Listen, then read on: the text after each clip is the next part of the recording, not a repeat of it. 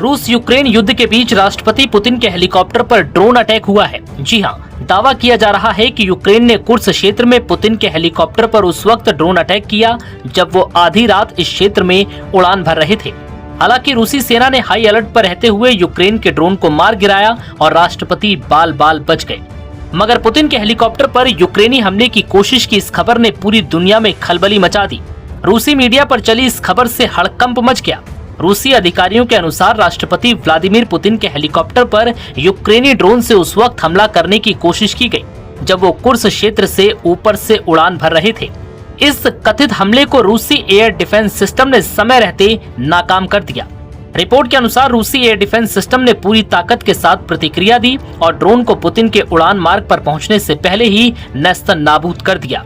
इस घटना में न तो किसी को चोट पहुंची है और न ही राष्ट्रपति को कोई नुकसान पहुंचा।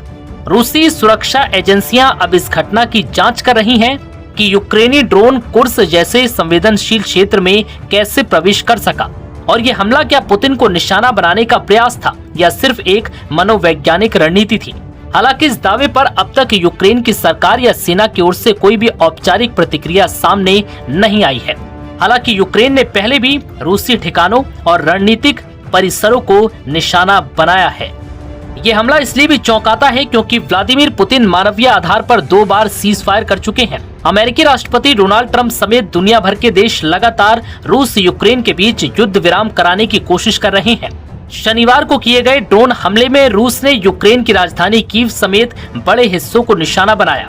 यूक्रेन के जहाज को रूस की मिसाइलों ने ओडेशा पोर्ट पर डुबो दिया। रूस का आरोप है कि इस जहाज में गोला बारूद भरा हुआ था। रूस ने शनिवार को यूक्रेन की राजधानी कीव समेत कई इलाकों में मिसाइल और ड्रोन से हमले किए। हाल ही में रूस और यूक्रेन के बीच बड़ी संख्या में कैदियों की अदला बदली की गई है।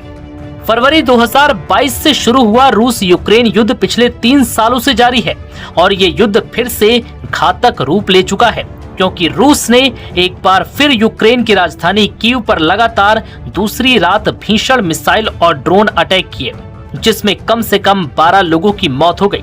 यूक्रेनी अधिकारियों ने रविवार को इस बात की जानकारी दी कि इस हमले में 12 लोगों की मौत के साथ ही दर्जनों लोग घायल भी हुए हैं। 3 साल पहले युद्ध शुरू होने के बाद से कीव पर यह सबसे बड़ी बमबारी है।